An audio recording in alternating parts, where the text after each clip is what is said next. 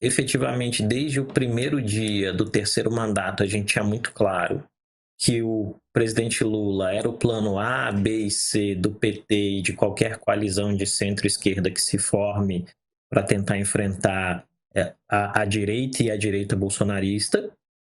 Eu creio que a diferença nesse exato momento, a gente chegando aí na finalização do terceiro ano de mandato, é que o Lula se sente mais fortalecido do que em qualquer outro momento, né, da administração. Eu creio que esse é o elemento diferencial. Por quê? Por uma série de características, por uma série de presentes que ele recebeu nesse ano de 2025. O ano pode ter sido difícil para muita gente, mas aproveitando o fato de que se a gente for no mercado já tem decoração natalina em alguns lugares, né? O Lula recebeu alguns presentes natalinos durante o ano, que deram ao governo uma agenda, deram ao governo um mote, deram ao governo uma direção. E, sobretudo, deram ao governo muita popularidade. Isso quer dizer, tendo como referência o fato de que o governo estava quase na lona em janeiro desse ano. Esses elementos me parecem fazer com que o Lula se sinta muito confortável para anunciar que será candidato, muito confortável para fazer isso numa arena que ele gosta muito, que é a arena internacional. E aí o que fica na minha cabeça como pergunta, que eu jogo para você, Flávio, já que você me colocou para falar primeiro, eu creio que a gente vai ter que observar com muita calma como o Lula vai conseguir desbaratar esse esforço de alguns atores chaves do Centrão de fazerem uma grande coalizão de oposição a ele. Porque o Lula tem interesse em muita gente que está ali nesse grupo. Então, acho que a antecipação desse anúncio, se é que é possível chamar de antecipação, tem muito a ver com isso. Porque, de outro lado, também ele sabe que o Bolsonaro vai segurar o máximo que puder, porque ele não quer ser descartado no jogo. Eu acho esse desafio para o Lula talvez o maior da sua carreira, inclusive, porque em 2022, sim, politicamente, porque em 2022, eu acho que se a gente pensar lá em 2002, ele teve um desafio enorme, que ele encontrou uma saída, que foi o Lulinha Paz e Amor, o discurso menos feroz, enfim, essa repaginada que ele deu. Ele nunca foi exatamente feroz, mas ele tinha uma percepção, né, das pessoas de que era um militante da esquerda raivoso, etc., e conseguiu se repaginar. E com a ajuda principalmente do José Dirceu, mas de outros atores ali da política daquele momento e das circunstâncias, porque o Fernando Henrique Cardoso tinha feito 2 mandatos em que ele pavimentou alguns dos caminhos para a centro-esquerda poder prosperar, né? Também não foi só o Lula Paz e Amor, foram também os 8 anos que o antecederam. E ele encontrou caminhos políticos de se viabilizar e de se repaginar e de se eleger e de ter 2 mandatos muito bem sucedidos. Em 2022, ele teve outro grande desafio de sua carreira política foi eleger a Dilma, né? E reelegê-la. Foram 2 momentos muito desafiadores, mas que ele ainda tinha o saldo dos seus 2 primeiros mandatos como ativo eleitoral bastante fresco na memória, e uma governabilidade ainda razoável, que foi deteriorada de forma intensa a partir de Dilma, né? Em 2022, ele teve um outro grande ativo que acabou solucionando parte do seu problema e tornando o desafio um pouco menor, porque embora do outro lado ele tivesse pela primeira vez um competidor realmente popular, que era o Jair Bolsonaro, e incumbente ainda por cima, então estava com a máquina nas mãos e tudo mais, por outro, ele tinha o discurso da democracia ao seu lado, que viabilizou a frente ampla. Então, politicamente, o desafio acabou ficando menor, entre aspas, porque tinha esse presente, para usar o teu termo, enfim, do discurso pela democracia que o habilitava como o representante de todo esse pedaço da população que não queria mais Jair Bolsonaro por causa disso, da ameaça à democracia que ele representava.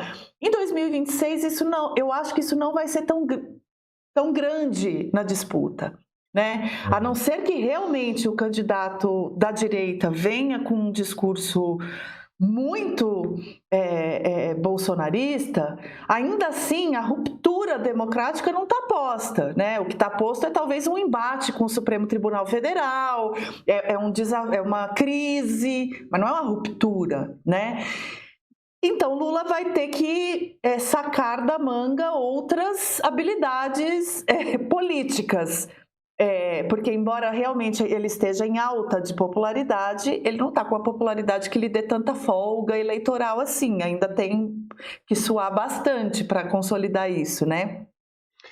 O desafio dele montar essa coalizão que você está mencionando, a meu ver, é que qualquer reforma ministerial que se faça em ano eleitoral é inócua. A pessoa não vai ter tempo e nem vitrine alguma para se cacifar para nada. Então, um novo ministro não se cacifa nada. Os partidos do Centrão também não estão muito dispostos a aceitar ministério. Por isso que eu acabei de falar e porque o Ministério perdeu um pouco o charme, né? Tanto que os partidos, o União e o PP, foi o PP? Qual que é o outro? União e o Republicano. Qual que é do Fufuca e o outro? PP e União. PP e União, PP obrigada. União. Os dois abriram mão do Ministério, querem expulsar os dois ministros que toparam ficar no governo e tal. Então, não tem essa moeda. O que o Lula tem para oferecer em troca para esses partidos? Vai depender dele sustentar esse aumento na popularidade, dele realmente sustentar as chances de se reeleger e de uma promessa muito firme de que tipo de participação esses partidos teriam nesse quarto mandato. E eu não sei se é muito crível essa promessa, né? O Lula nem sempre entrega muita participação para esses partidos, pelo menos não do tamanho que esses partidos gostariam, né? Então, você pega o atual ministério, hoje mesmo a gente estava tendo uma conversa paralela sobre isso. Realmente pontual o espaço que o Lula abre para fora da ala da esquerda e da centro-esquerda, né, no partido dele. E mesmo assim, só para concluir, que eu já passo para o Pedro, e mesmo quando ele abre esse espaço, ele abre de uma maneira bastante controlada. Então, você pega, por exemplo, os ministérios que ele cedeu para o PSD, do Kassab. Tudo bem que o apetite do PSD e do Kassab é grande, mas o Kassab mesmo sempre fala, não, os ministros que estão lá não são do PSD, são da bancada do PSD no Congresso, ou seja, não é suficiente, ele não fez isso para me agradar, né? Então, é uma conta, um cálculo bem difícil de fazer. Estamos atentos a entender como é que ele vai tentar atrair esses partidos. Acho bem difícil. Tem um artigo famoso do Carlos Pereira, em que ele faz uma análise deve ter uns 10, 15 anos, que ele faz uma análise dos 2 primeiros mandatos do Lula e compara com os mandatos do presidente Fernando Henrique. E o que ele mostra, em essência, é como a praxis do PT na presidência da República é dividir pouco poder. Quando você compara... O que o Carlos mostra ali no estudo? O Cromar possivelmente conhece isso. O que o Carlos mostra ali naquele estudo? Primeiro que o Fernando Henrique dividiu o poder, no sentido de que distribuiu ministérios para os partidos de base, ministérios importantes. Agora, distribuiu para poucos partidos e com muita representação de cada um desses partidos.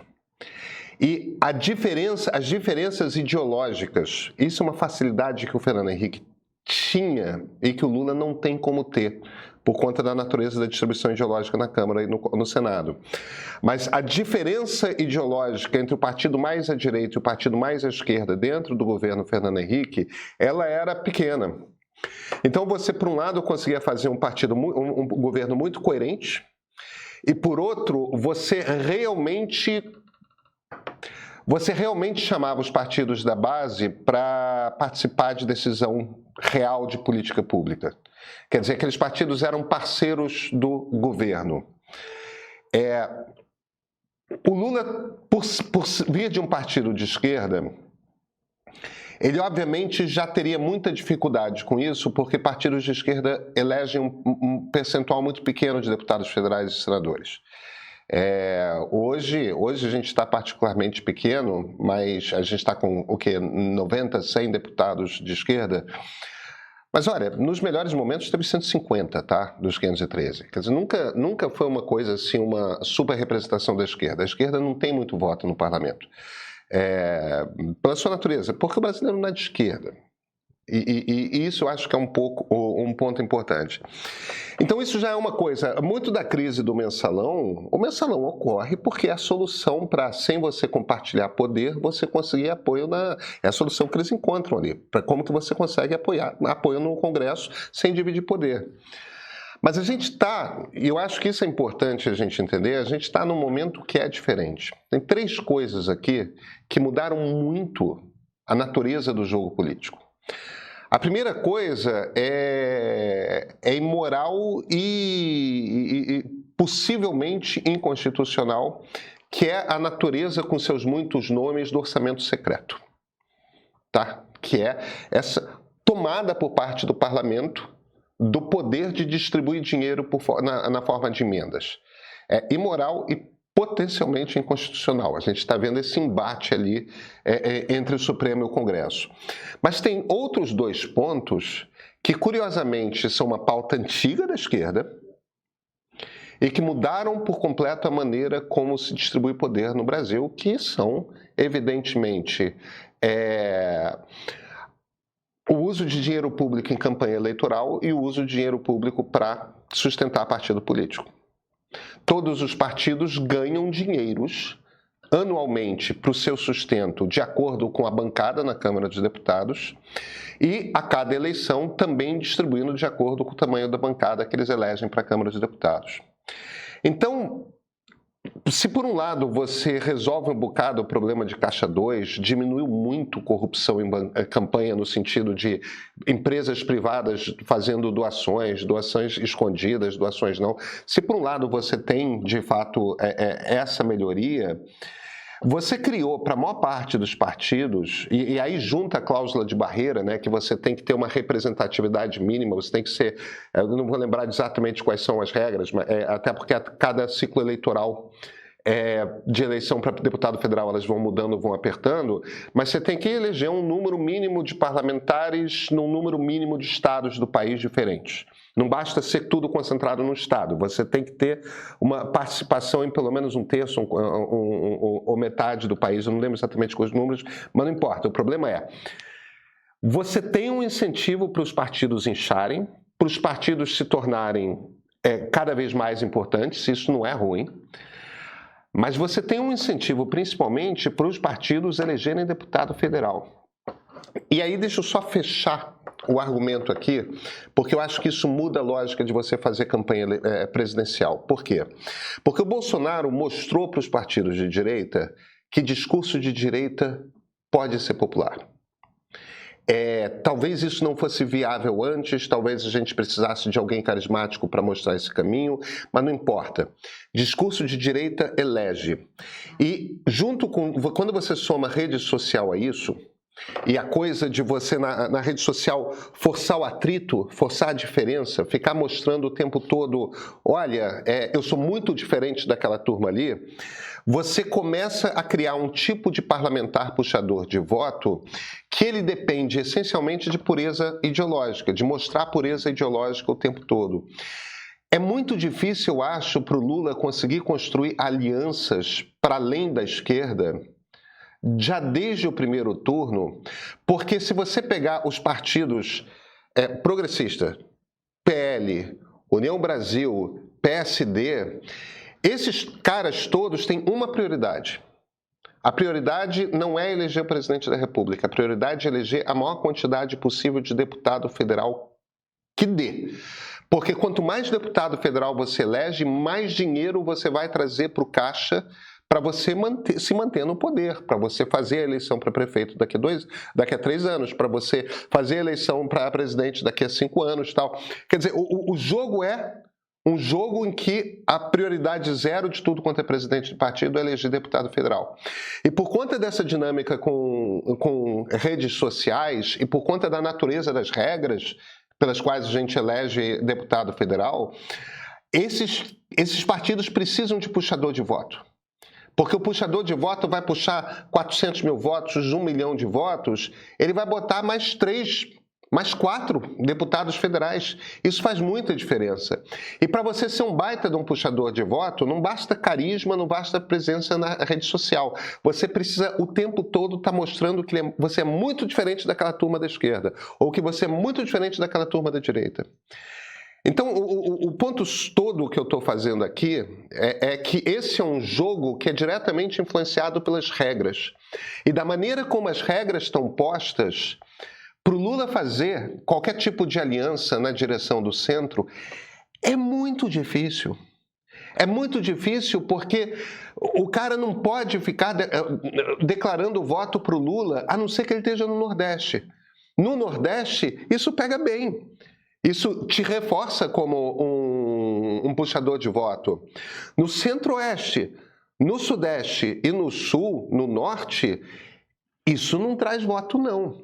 Essa semana está rolando uma oferta imperdível aqui no Meio. Por apenas R$ 2,99, isso mesmo, R$ 2,99 no primeiro mês, você experimenta tudo o que o Meio Premium oferece. É a oportunidade perfeita para conhecer nosso streaming, que tem um catálogo diferenciado. São produções originais como Ponto de Partida Série, com episódios sobre o conflito Israel-Palestina e a sociedade que o algoritmo criou. Tem também filmes como Democracia, Uma História Sem Fim, programas de entrevista com grandes nomes conversando de política, a espiritualidade e uma grade sempre atualizada. E não para aí. Quem assina recebe 2 newsletters especiais com diferentes perspectivas sobre os principais assuntos do Brasil e do mundo. Ganha desconto nos cursos e participa de uma comunidade que pensa, dialoga e troca sobre os mais diversos assuntos. Tudo isso por R$ 2,99. É menos que um café. A promoção é só essa semana. Aproveita agora.